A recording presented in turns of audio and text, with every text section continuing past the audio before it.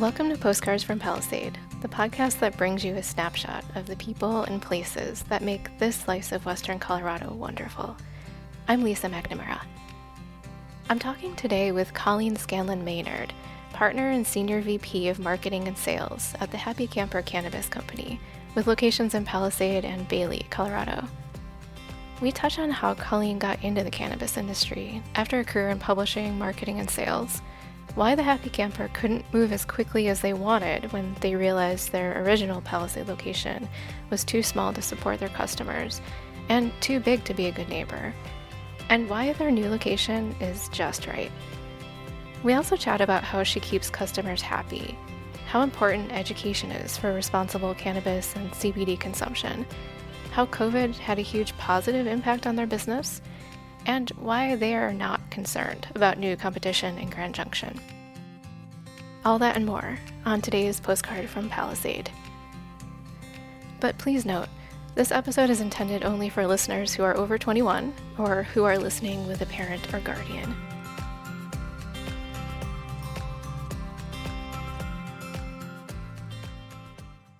This is our first episode recording from the Palisade building, So it's an empty office and it's definitely echoey.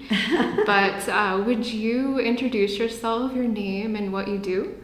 Sure, my name's Colleen Scanlon-Maynard, and currently I'm the Senior VP of Marketing and Sales and then a partner in the Happy Camper Cannabis Company.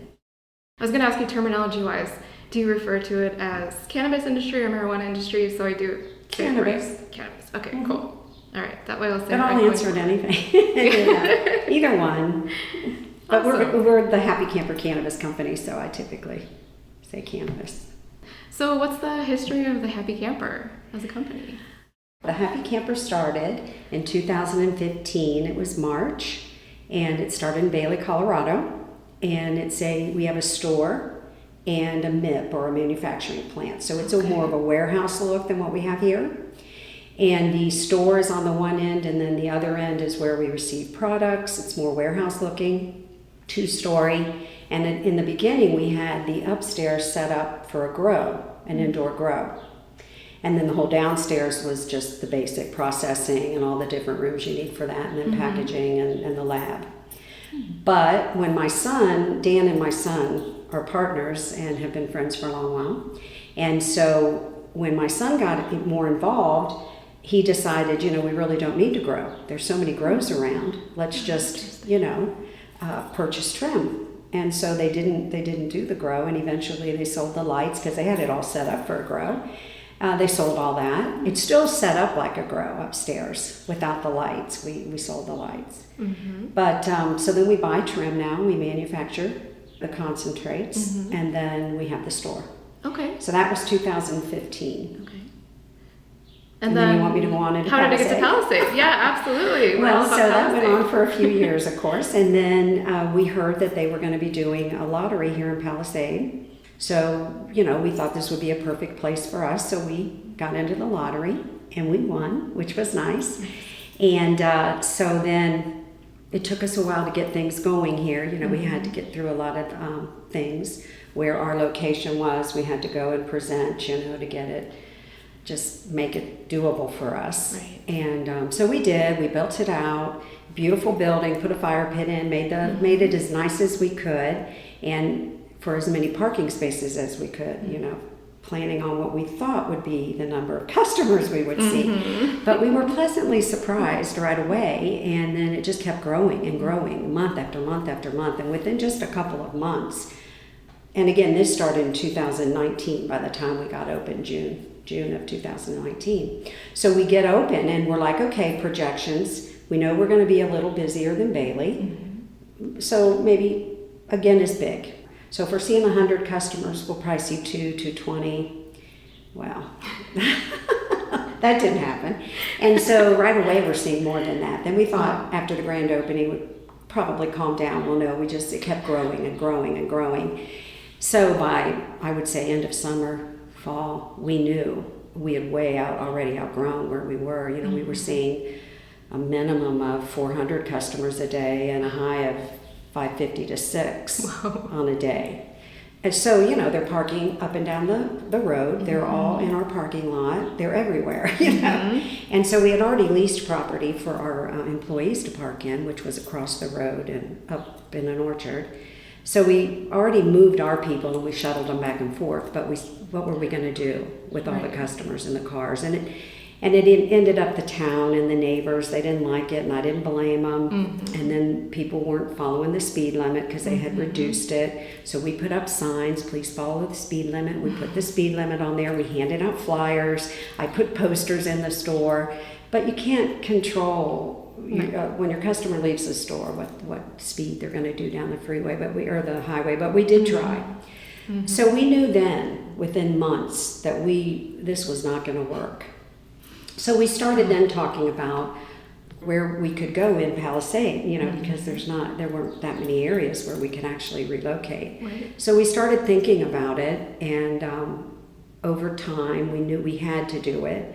And so we went ahead and leased a little bit more space right off the road, right in front of the greenhouses. So we leased space there, and then we leased space off to the other side. So we ended up, we had like 12 or 13 original spots, and then we grew another, I don't know, probably got it up to 28 or 30. I don't even remember now. But we did the best we could, but it wasn't going to be good enough. Right. So we started really looking for a new location, and we knew we couldn't, just move. We had to ask if we could, and then we had to go in front of the town and trustees and so on, Right, and that's because of zoning, right? That's There's right. only a very, very tightly controlled area where you actually could. Well, and your operate. license is tied to the location you're in. So you have to get an okay from the, MED. And then after you get that, then you have to go to the town, and then the town has to look at it and, figure out where they're okay with you going. And so, yeah, it's a process. Extra steps. It's a process. So it took time. And we had to be clear where we wanted to go, and it had to work, and there had to be enough parking, and we didn't want it to, we knew the number of customers now that we were seeing, and it couldn't be in the middle of wine country where people are coming down the road on their bikes and they're wanting a real relaxed atmosphere, and then you run into 50 cars parked all over the sides of the road. It kind of takes away that ambiance, right, for the bikers and just, everybody. So we knew we had to do it, but we had to be in the right location. We're a retail location. We belong where other retail is, so that you're not intruding on a neighborhood or the ambiance of what the town is, which is, peaches and wine. So it took time, but we went to work on it and figured out a very good location, and then we had to make sure that the town agreed that would be a good location for us. And the good news is they did. How long did that whole process take? Well, like I said, we started talking about moving probably the fall or early winter of 19. Now, we just opened in June because we were just unbelievable number of people. Plus, our location was small. I had trouble getting room to put my product, right? Because I had to have enough inventory to supply the customers. Right. And our store and our inventory area just wasn't working. So we had to stack product up, and we did it. We figured out a way to work it out, but we knew we are just like swelling, and we've outgrown this already. So we started talking about it then, I would say after probably January, February of 2020, we had been in conversation about it. Then COVID, which changed everything, right? And kind of we slowed down really looking at it, and we started to figure out how we were going to manage where we were with COVID, because people couldn't come in. We could only have 6 people at a time. We had to space everybody out, and so that was our focus, which was interesting because we had to change the whole way we did business. But it worked, and I'll get into that when you're ready for me to talk about that. Okay, so maybe if not for COVID, the whole process wouldn't have taken 3.5 years. It probably would have been faster. Well, it would have taken time because we were in the location we were in for a certain amount of time. We had to be there, so I think it was a couple of years. Interesting. I don't know exactly, but the license is tied again to the property, and then you're there for a certain amount of time before you can sell it or make any major move. So we knew we were there for a couple of years, but whenever you're going to move a business, you have to plan way ahead of time and then start looking, because like I said, there weren't a lot of areas that were going to be conducive to be better fits than where we were. We were at least on the outskirts of town, but the drive in there and the amount of cars and the little bit of parking, it just wasn't working. But we didn't, we knew we were retail. We needed to be where there is retail. There wasn't room for us downtown, and there certainly isn't parking. I mean, that would not have worked. Oh, no. So, we really had to just, take our time and look at it. But yes, it would have probably happened a little quicker. Yeah. Well, the location makes so much sense because it's right off the highway, easy to get to. People can even walk to it now. Like before, you couldn't walk there. There's no sidewalk. There's no shoulder. It would be dangerous. So, totally makes sense. And what also really cracks me up is your address. I think that's really cute. It kind of took me a couple of times to get it. So it's 421 Valley Road. How about that? Huh? Really it just worked out. It just worked out. It just worked out. Yeah. How about that? Yeah. So now that you're open there, are you seeing a lot more traffic because it's so much easier to get to? Absolutely. It's been really unbelievable, because we knew when we moved up there we'd be easier to get to, better parking, but we just assumed we would maybe get a little more of a bump in activity. But no, we're up probably 30%. Oh, wow. Yeah. Here we go again. Yeah. But the good news is we can handle it. And when I get to talking a little bit about COVID and how we worked through that, which was just so interesting, it helped prepare us and set us up for what we're doing today. Interesting. Yeah. Well, why don't you talk a little bit about that? Well, like I had said, we had to do change, right? Change is always difficult. So you have to go to your employees and you have to start figuring out who's going to do what, because now we can't have all these point of sales open and everybody on top of each other. And our store wasn't that big to start with. So now you have to definitely stay out and wait outside in your cars. So I got pagers, and I had enough pagers for everybody who we figured would be online, which I'll tell you about that in a minute, placing orders before they came. So they would come to the door, is how I envisioned it. They'll come to the door, they'll check in, then we'll give them a pager, and they can go back to their car, or they can sit on the patio in front of the, in the winter, the fireplace, or the fire pit, or they can, in the summer, we had misters, they could just sit out there and wait because I couldn't have them all in, right? So then when the pager went off, they'd come back up, hand the pager in, we'd check their ID again, and then they would come, and I always envisioned that at that point the bud tender who would be helping them would meet them at the door, greet them and bring them on over, and then, help them. Well, that's what I had to put in place. But before we got to the point where they did the restrictions to 6 people in, or, you had to space them so many feet apart and all that, I already did online ordering. I had brought that with me when I came from corporate America, so people really weren't jumping all over it because it was new. But we did have probably 20%, 15 to 20% or so of our customers who did it all the time. So I sent a text out to all my Happy Camper fans, of which at that time we probably had close to 10,000 of them. And I just said, if you haven't tried the online ordering, I would try it now, because I really think that's where it's going to go with COVID and all that. So the text went out one day. Within just a few days, we jumped up. I mean, people were doing online ordering like crazy. It was so good. And then within just a few days, or maybe it was a week, they said, put up the restrictions and everything. So I was so glad that we got so many more. We were probably at that time up to about 60% of our customers had at least tried it. Doesn't mean they were doing it all the time that week, but I was getting more doing it. So then we sent out a message, this is how we were going to do it. And so we had the pagers already because I'd already ordered them, and we started that process. Then we had separated everybody out so that when you came in, everybody was a good 6 feet apart. So we could only see 6 people at a time. So you look at how many customers we were seeing, and you're going to see 6 at a time. Yeah, it was really crazy, but I broke everybody out into departments in the store. This is where I went back to my team that works with me, and I said, with COVID now, here's what we're going to need to do. everybody's going to order online. So now we have to figure out how are we going to pack these orders. And we want to make sure when you order, if you order in the morning but you're coming at night, we're packing the order in the morning because my order needs to be there. It wouldn't be fair if I ordered in the morning to come at night and somebody came at 2 and they ordered and they got my product. Yeah. So we had to figure all that out. But we were already doing it, so it helped us. And I built an inventory department, a packing team, cashier department, customer service department. So I could have all the team working together. I ordered headsets. And this is kind of funny because I said to the team, we're going to be like Chick-fil-A.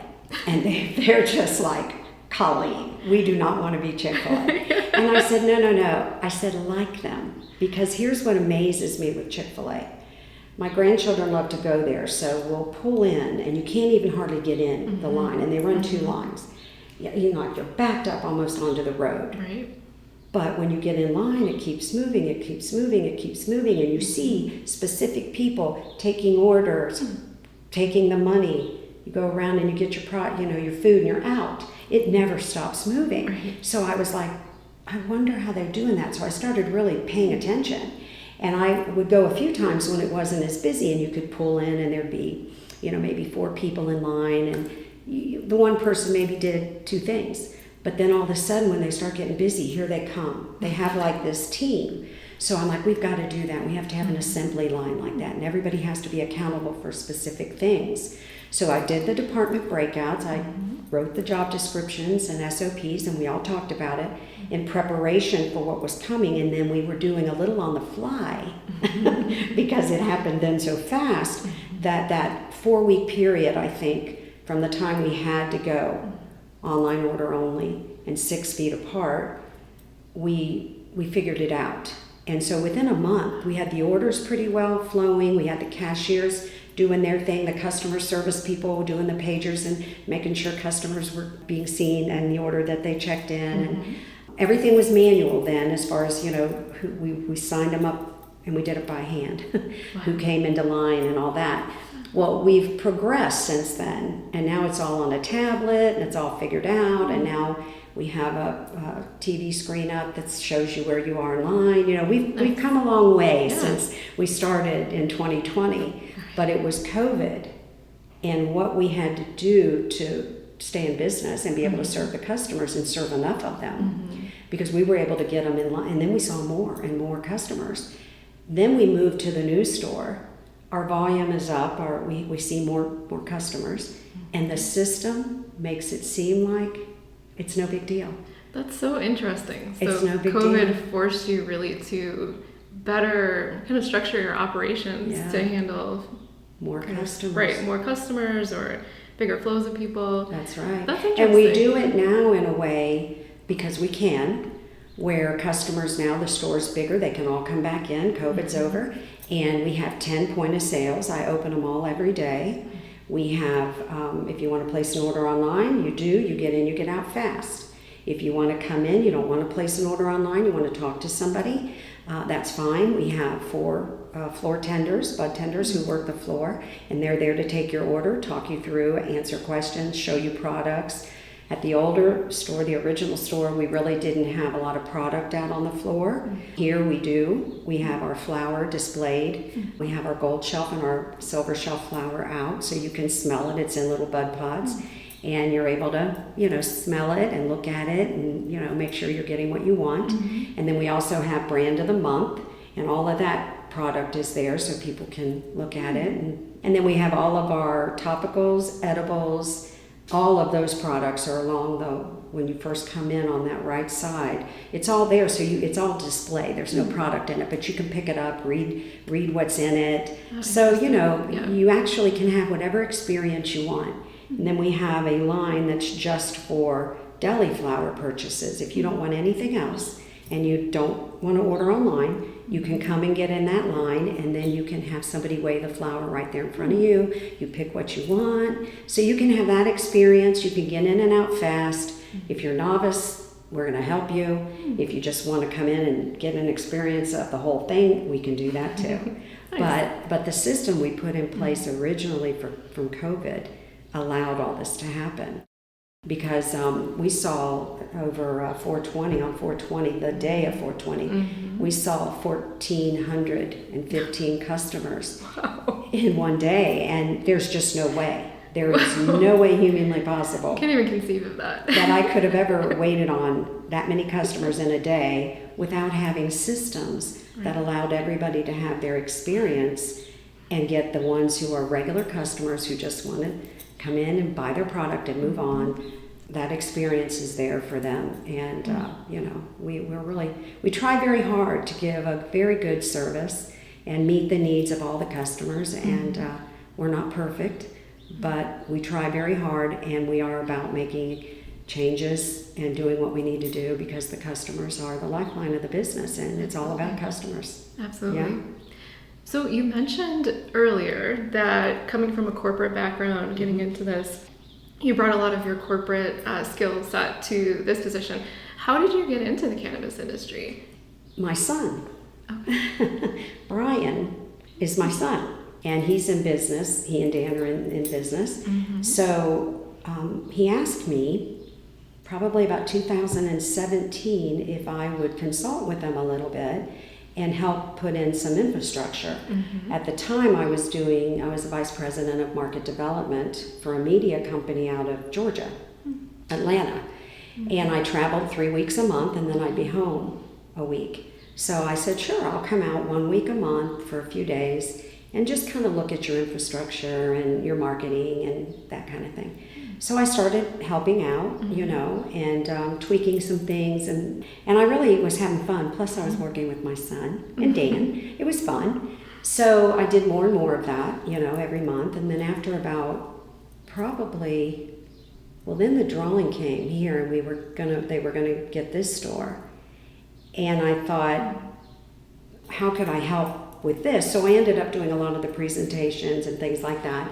And then the fellows just asked if I'd like to get involved in the business and become a partner and help them out. And at first I thought about it because I hadn't retired yet, And then I thought, well, yeah, to work with my son and really get to understand cannabis and the positives and how it can help people, and education, which is very important to me, because I think there's a lot of misunderstandings about, the cannabis industry and the CBD industry. So I wanted to get involved. So I did.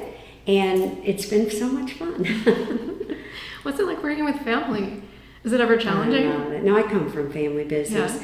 My mom and dad both own their own companies, and we all, as children, there's 8 of us in the family, 8 siblings. I have 7 siblings, 8 kids. We worked with my mom and dad in their businesses, and that's how I got into this corporate job. I was working with my dad in his business, publishing, and they noticed what we were doing, and before I knew it, I was offered a position and I took it. So no, working with family, there's nothing better. I love it.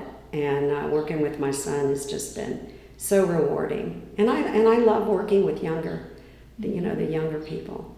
So, and it's a lot more laid back there's a lot of restrictions and there's a lot of things you have to do, which are understandable, and I get it.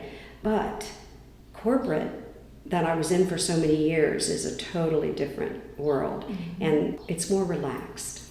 And at this time in my life, it's nice. This is more relaxed? Oh, much more. Oh, there's, awesome. like I said, there's restrictions. Right. But corporate America, which I was in, and I loved it. I learned a lot. And the mobile technology I brought from there, the marketing and sales, I learned a lot of that working for my father and my mom. But boy, I learned a ton traveling. I opened businesses in Canada and all over the United States, and I learned so much about different areas and how to open a business and the infrastructure, and almost like office in a box. Like I can walk in and I can help you set your business up so that you're up and running, and the good news is you want to be making money. So you have to, look at many different things when you start to open a business. And I got a lot of that knowledge from my family businesses with my parents. But really through corporate, I learned a lot. Right. Yeah. Right. So I can see how it does apply really well to this industry, because marketing is a big component of any business. It is. And in this industry, so many of the people that started it in the beginning didn't have a marketing background or a sales background. I'm a salesperson. That's where I come from. And then in order to grow sales, you have to market. So I learned how to do good marketing. And I'm constantly, if you ever look, you will see Happy Camper is always everywhere. Yes. I brand it and I market it because it's a brand and I want people to know who we are. Then you have to follow through with good service. And that's the sales part. You have to earn the right to have a customer come back. You don't just get it because you have good product. You don't just have it because it's cannabis and people want it. You have the customer come back because you take good care of them and you listen to them. And a lot of the changes that we've made, it's because I listen to my customers. I talk to them actually. They, my phone number's out there. They can call me. It's right on our website. And any customer who has an issue or concern, they can email me and I do respond and I talk to them. And I want to know, if it's an issue with the way they thought, the transaction went, or they didn't like the way they were treated, or they want to tell me they loved it, whatever it is, I want to hear it. And then I'm going to make it right. I can't always change everything, but I hear them. And I want to make it a good experience for all of them. So you have to listen to your customer, and then you have to be out there marketing and be in front of them constantly, because it's the best last story they hear is where they're going to be. Sure. And if you just stay quiet, you're not gonna be in front of the right people. Right, and Happy Camper sponsors so many different things. Yeah, we do. So are you basically just like, I'll sponsor whatever, or do you have criteria? Not really. First of all, there's certain things I can't sponsor. If children are involved, I can't. Okay, so I have been asked before to do some things that just wouldn't fit, because I'm not going to market this to anybody that's under the age of 21. It's a requirement of MED anyway, but I wouldn't do it anyway, because you just don't do it. So there's things like the Christmas, when they have the Christmas. Christmas. You're not going to see me with banners and all that, no. But what I have done in the past is had a basket and had people bid on it or whatever, with just some CBD in it or something like that, gift cards, things like that, just to support the town or the event. But I'm not going to be branding myself everywhere. Interesting. But music festivals, absolutely. Peach Fest, absolutely. Anything where it's a draw for a grown-up crowd over the age of 21, I'm going to definitely be there, one, to support the town, because we're all about the town, right? That's why we're here. We love it here, and we want to do whatever we can do to help the town and grow and bring more people in and things, because when they win, we win. It's, helping each other. So we'll participate in anything that makes sense for our industry and for the people that I'm marketing to. That makes complete sense. Yeah. Yeah, I saw that there's a dinner as part of the Peach Fest that looked pretty cool. There's like a CBD farm-to-table dinner. There is, and I sponsor really cool. that every year. This year we're doing a CBD type dinner, and what we're going to be doing is, you don't have to have CBD, but CBD sponsors the dinner, and I have for a couple of years. But what I'm going to do now is we have a little drink, that it's not a drink, it's like a seltzer water, but a sparkling water. And we're going to be having that up there. We're going to do some mixed drinks with it.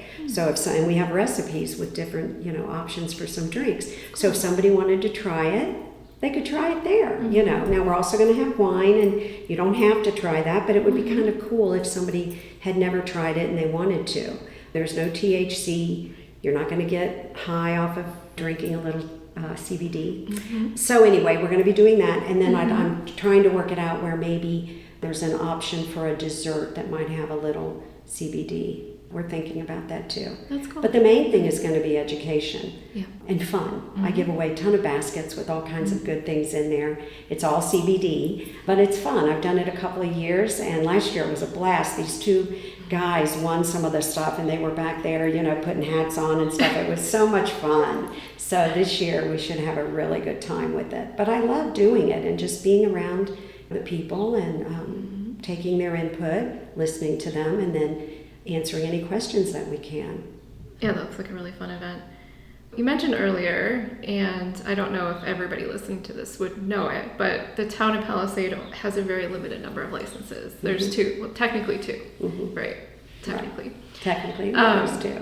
Right. And really, this was the only place in the Grand Valley where there were retail cannabis businesses. And I know you don't like this question, but okay. I ran into Dan the other day at the sneak line. And I said, what question do I have to ask Colleen? And he said, you have to ask her about competition. And I was like, I know she doesn't like that question. Because when we talked on the phone, you were like, I really don't like this question. But I also really liked your answer to it too. So I have to ask you, now that Grand Junction is opening up, they opened up the lottery for the 10 licenses, I think. Is 10? Oh, yeah. It's done. There. Yeah. Yep. And so that's in progress. There's going to be 10 new competitors in the valley. What's your plan to kind of compete with those new establishments? Well, the part of the question that I had been given prior to this that I didn't care for was, are you worried that you're going to go out of business? Oh. Because of the competition. That is a distinction that's different. Absolutely. For sure. And what I said back was absolutely not. Competition is healthy. Everybody needs competitors. You're better and you work harder when you have competition. So competition I like it. It doesn't bother me at all. What I will say about what's going on in Grand Junction, we wanted a license. We went for one. We weren't drawn. It's the luck of the draw. There was nothing we could do about that. But what I can do is continue to do what I'm doing. I believe in marketing, staying in front of the customer, being the last best story they heard, having the best prices, carrying the best products, and giving the best service, and being able to meet the needs of all customers. So again, my flow to be able to have online orders in and out as quick as possible, in-store orders, take as much time as you'd like, flower-only orders, come in and have it weighed out in front of you. You can smell it, you can look at it, you can pick what you want. You do have to wait in line, but we have one or two, depending, stations running. The bud pods are there, and then I have all the displays. You're going to get whatever experience you want, and I'm going to make sure our service is exceptional. And when we fail, I take care of the customer. You have to do that. So I think that we'll take a little bump. Hit. I know we will. That's okay. But I think if the customers, we have many VIP members who have been with us. I told you we had about 10,000 Happy Camper fans, I call them. And they come into the store at least once or twice a quarter, some of them weekly, but on an average, these VIP members are once or twice a quarter. That's a lot of customers that come and go that have learned to really appreciate the Happy Camper and the brand. Now, is the competition going to draw some of them in to check it out? Sure it is. And that's okay. They'll like some of the ways they do their business. They'll love some of the products they have. They'll like some of the sales they have. So that's fine. I'm hoping that we continue to have them come back for these special things that we do, and the special, like we do clones now, and we're doing them on like every other month basis. That's something new nobody in the valley's doing. And, we're just going to have a lot of fun things. I want to have some outside activities, maybe during the summer, during some big pop-ups or like 4th of July, 7/10. And I'm kind of working with the Peach Shack to maybe do a little farmer market out front. Just some fun stuff, outdoors. And I just think we're retail. We are all about customers, and I hope that they'll really see that as they embrace some of these new businesses to come in to see, maybe what the Happy Camper brings to the table and has. No matter when we're doing business, it's going to be the same. Customer comes first. Can't always do everything they want you to do, but you listen and you do the best you can. That's all we can do. And marketing, I'll be doing, and I am, and I will continue to do a lot of that. I think the service and the products and all will be fine. And I wish them all well. I want them to do well. I think a lot of the ease off and on the freeway is a positive for us. Absolutely.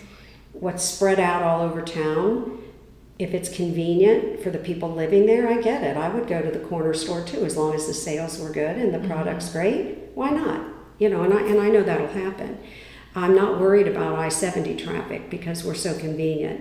Right. And currently, we're getting so many new customers right off of the freeway that I think that will continue. So the move, absolutely, is going to be very beneficial. But no, competition is fine with me. And I just know who my competition is, and they'll know who we are, and we'll compete. But it'll be a friendly competition, I love it. Yeah. No, competition definitely drives me too. Like it keeps you, I think it keeps you motivated, it keeps you creative. Yeah. And always thinking ahead. Always. And that's how I do my business anyway. So all this does is just excite me more to be a little more progressive, moving the ball forward, doing more for the customers, and just continuing to better the training for the people that work with me so that we are spot on every day. What happens in the store now is, if it's a day where I see 900 customers, okay, on a Friday or a Saturday, my team is boom, boom, boom. We are on it. Everything's great. When it slows down and it's a day like, let's say on a Monday, where I saw 550 customers, they think my team gets bored. They're like, oh, Colleen was really slow today. I heard that yesterday. And I'm like, we saw 550 customers, guys. Right. But it's because you have those lulls, and they're used to this super fast pace. Right. So what I am working with them is to stay as attentive to the customer and engage with them, come out from behind the cash register, talk to them before bringing them to the station, to do the warm and fuzzy greeting like we did at the other store where you met them at the door. So we're working on that now. That's huge to me, and we need to warm it up a little. So that's the thing I'm doing this week, working with my team to be just a little bit, when we're slower, a little more engaging with the customer prior to them coming to the cash register. Not the ones that are being waited on by a floor tender, but people that have ordered online or after they've ordered with a floor tender. Bring them up to the counter, talk to them about how their day's going or whatever. Just, we embrace the customer. Now let's talk a little more, to them during that time. That doesn't, when we're busy, boy, they're bringing them up, talking to them, come on up, let's get going, But when it gets like only 3 people or 4 people in line, they're not as apt to. So we're always working on getting better, always. So just a broader question about the cannabis industry in general. Like, what do you think legalization has done for the state of Colorado and towns like Palisade? Well, one, the revenue, the tax revenue. I just know what we generate. And it's really, I know it's helped. And that's good. That's a positive. I also think that it's kind of softened the way people think about cannabis. I think cannabis got a bad rap over the years, and people kind of put it together with heroin and all these very heavy drugs that are super dangerous. And now you kind of put it out here on its own, and let's talk about what it really is. And education. Do children need to drink alcohol? No. Do children need to smoke cannabis? No. But what they do need is education as to why they shouldn't. Right. And if we just say, no, it's bad, no, it's terrible, well, they're going to do it. You're encouraging them to try it. Something really bad, that sounds like fun, And I think if we did more education on alcohol with young children, and I say young children, anyone under 21, and cannabis, what it is, what its benefits are, and when your brain has developed enough to not be damaged by the use, then you make a decision whether you would want to try it for recreational or health benefits or whatever. But if we just, if we want to just say it's taboo, and we want to just put it over here and rank it up there with a lot of other super heavy drugs, you're going to lose because kids are going to try it. So I'm all about education, and I think it's helped. Is it where it should be? No.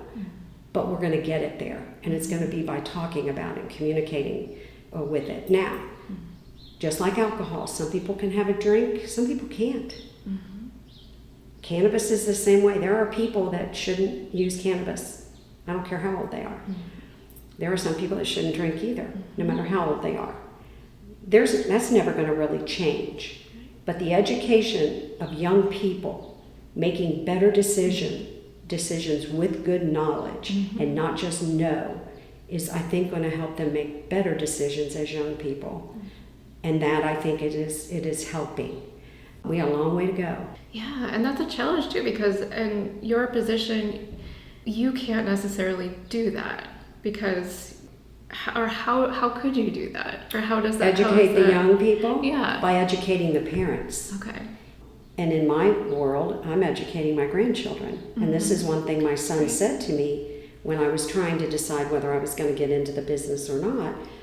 He brought it up and I go, oh, I don't know. I have grandkids. So I don't know that would, and they're young, and I don't know that would be good. And he just said to me, Mom, do you drink wine in front of the grandkids? Yeah. Do you talk about it? I go, well, yeah, I tell them when they're old, and I talk to them about it, right. Why it's not something that they can do right now, and why. I don't say it's terrible. I just say right now at your age, it would not be good for you. Your brain's developing and this and that. He goes, well, wouldn't you want to do that about cannabis? And talk to them so they'll talk to you about it? And I go, wow, I never thought about it. So guess what? That perfect thing happened. I was in the car talking to a customer, and I was taking my grandson to a futsal practice, and he was 14 at the time. He's 15 now. And I'm like, Happy Camper, can I help you? And I'm answering some questions, and this is every week. I take him once a week. So this goes on, because I told you I talk to customers all the time. Well, one day I got off the phone in the car, and he goes, Nana, that's what they call me. He goes, Nana, I know what business you're in. And I go, you do? And he goes, I do. I go, well, what business am I in? And he said, you're in the cannabis business. And I said, you're right. How'd you find that out? And he goes, well, I heard you on the phone, and then I asked Dad, his dad, my youngest son. And he told me, and he explained to me about it and everything. And he goes, you know what? Nana, some of the kids in my class, he was an 8th grader at the time. Yes, freshman or 8th grade. Already tried, he called marijuana. And I said, really, what do you think about that? And he goes, well, I just don't think it's good because, I'm playing soccer and futsal, and I have a lot going on, and like my dad said, my brain is still developing. See, he was thinking, and he and I had a conversation that we would have never had, and all the way then to practice, we talked about it. And it was such a good conversation. This is how children will learn from their grandparents and their parents, making them understand why. If a child understands why, they'll make a better decision. But when you just say no, it's bad, or it's this or that doesn't do it. Kids want to know why. Absolutely. So I think those are ways that we're making it better. Like I said, we have a long way to go. But it's getting there. Where would you like to see things be in the industry in 5-10 years? I'd like to see it be legalized all across the country.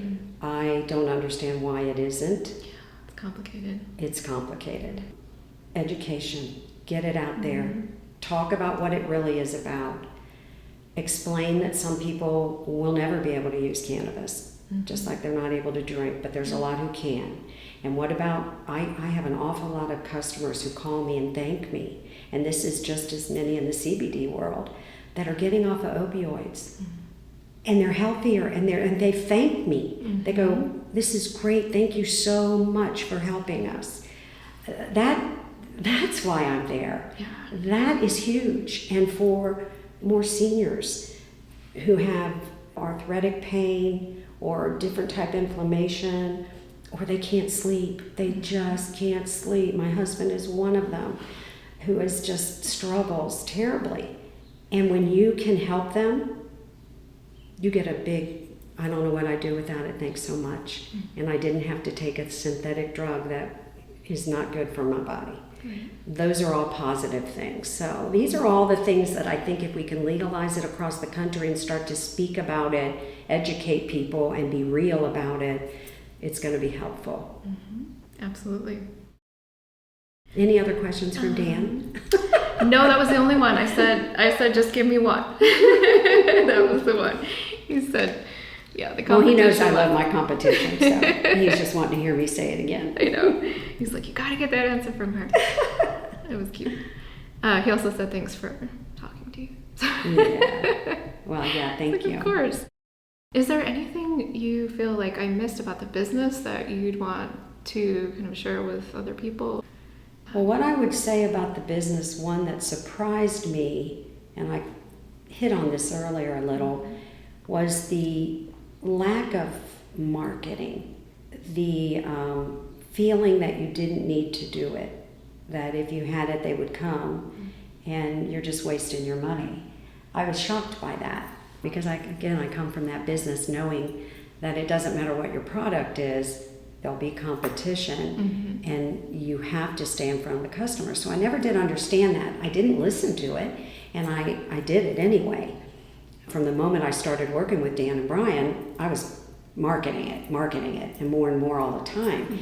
And then the same for embracing technology, like this new mobile technology, texting out to your customers, getting them to agree to take a text. You don't text them all the time. You text them things they want to know about, specials and things that matter. You don't just blast all this stuff to them to annoy them, but you send them good things that they like.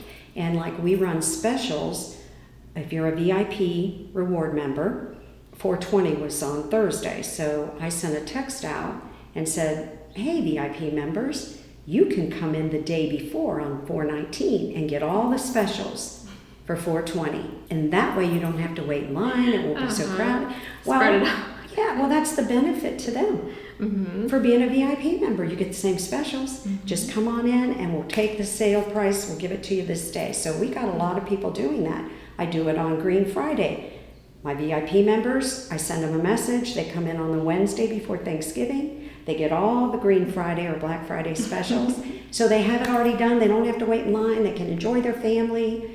Why not? That to me is a thank you to the customer, but it's all marketing and branding and using the technology to benefit the customer, your customer. These are the way I see winning the loyalty of a customer is when you do special things for them and you care about them.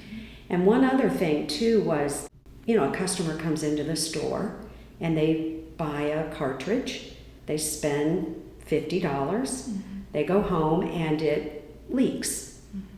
Okay. So when they're trying to use it, it's running into their mouth. Okay, that's not good. The product's got a problem. So I take it back. I'm not going to have someone spend $50 and then when they tell me it's got a problem, oh, I'm sorry. That's a shame. No, I have an agreement with my vendors. If they're going to do business with us, if there's a problem with their product, we have to take it back, destroy it, because legally you have to destroy it immediately, which we do. Consumer waste, we take care of that. We have a special bin, everything goes in. It's logged the minute it comes in with all the receipts, the original and the return receipt, and then we charge them a penny when we give them the same product, just a new one. Hopefully will not be leaking or whatever. And then we destroy the one they return, and that all gets sent over to Metric and all that. So we take care of that end. But we've taken care of the customer too. And that happens, especially in the cartridge world. They do have some issues sometimes. And I was surprised to hear some people tell their customers no. Yeah, because that's a kind of an investment. Well, that's an ouch. You know, what do you mean no? Yeah. I just bought this and I can't even use it. Right. So I try very hard to put customer first and do the best I can. Now, do some people sometimes try to take advantage of that? Yeah, and we can't do it, you know. But overall, customer service, taking care of them, that's the key. And then following the guidelines to do it properly is what matters. And we do all those things. But those were the two things that you would ever tell a customer no. Right. You just spent that and you just left my store an hour ago and I'm going to say, too bad. Well, I wouldn't come back to your store if that's the way I was treated. Right. So to me, you take care of that customer and then you follow through with the right process to handle it. You sell it to them for a penny because you can't give it to them, of course. And then they're happy and everybody's happy. So you split your time between a few different places. I do. And so when you are in Palisade, what do you like to do here? Oh my goodness, well, I'm a wine girl. So I definitely go to the wineries. I have a really good friend who owns a vineyard, and she's the winemaker, Julianne, and I love her and her wine. And so I was there for the first time this weekend. Did you like it? It was awesome. Awesome. I loved it. Very, very good. What do you think about the way her place is set up? It's so cute. Isn't it adorable? It is. And it's so just Colorado. Like when you see it, you're like, yes, this is where we are. And I love the little handkerchiefs around her bottle. All the little touches that she puts into her location and her, wine tasting room. And the wine's good too. Oh, the wine's great. So it's great. not just like it's cute. The wine is also really good. It's great. And what happened, I joined her wine club because she can ship or does ship to my state. So I get it. Every time she's doing that, I get it. And then Cool Terrace, I love Cool Terrace. And I'm also a member of their wine club and a couple of the others. So I'm a wine girl. I love the doing the wine. And to be totally honest, I work while I'm here. When I'm here, it's about my team and what I need to do to help them to get us where we need to be and keep us where we need to be, right, for the customers. I go out and talk to the customers on the floor. I love what I do. That's awesome. Yeah, it just really shows through too. I do. I get a kick out of it, and I love customers, and I love chatting with them and thanking them, letting them know how much I appreciate their business. And it's so amazing when I had a call the other day. There was an upset customer. I can't even remember what it was about. And I called him right away, and he goes, well, I can't believe you called me so quickly. And I said, well, of course. And I helped him, and he was so just shocked that an owner would call him. And I said, well, why wouldn't they? For sure they would. I said, and you keep my phone number. And if you ever have an issue or a concern, or you just want to share something with me, or you have a product that you'd like to know if we want to carry, text me or call me. I'm fine with that. So when you enjoy what you're doing, you work a little, and the rest is kind of like your hobby. You do it because you get great pleasure. And the young people that work with me, mentoring them, the way people mentored me as a young person, I wouldn't be where I am today if I hadn't had so many people take me under their wing and help me. So I'm paying it back with these great young people that I'm working with to build careers. The ones who want it. Some don't want a career. But the ones who do, I'm doing my best to try to mentor them and help them so that they can build nice careers for themselves. Oh, that's so cool. Thank you so much for your time. I've taken up a lot of it, but I really appreciate you taking the time to talk to me. And it's just it's an interesting conversation. It's interesting to hear your perspective about just how you think about the business and what excites you about it. Yeah, well, it's a great industry, and it's going to go a long, long way. We just have to keep being progressive in our thinking and moving it forward, because in the end, it is a business. It's retail. Right. You're either wholesaling it to people that are going to retail it out. It's a retail business that we're in here in Palisade, and the goal is to make happy customers so that you continue to do business. So. There you go. Well, thank you so much. Oh, you're welcome. Thank you. I was really excited to learn all about the cannabis business from Colleen. It was something that felt like a big mystery to me going into this conversation. But what I came away with it's just a business like any other. Granted, a highly regulated business, but for the most part, the tips and ideas that Colleen shared can be applied by any savvy business owner to improve their own operations. And Colleen has such a passion for business, no matter what that business is. After I hit stop on the recording, she sat with me for a good 15 more minutes or so, and we talked all about podcasting, my goals, competition, how it all works. I really should have kept the recorder running, but I kept expecting her to have to dash out the door onto the 20 other things she had to do that day. But with me, like she describes being with her customers and employees and family, she was so generous with her time. And thank you for spending some time with me. If you'd like to be on the podcast, or if you have an idea for an upcoming episode, I'd love to hear from you. You can reach me at lisa@postcardsfrompalisade.com.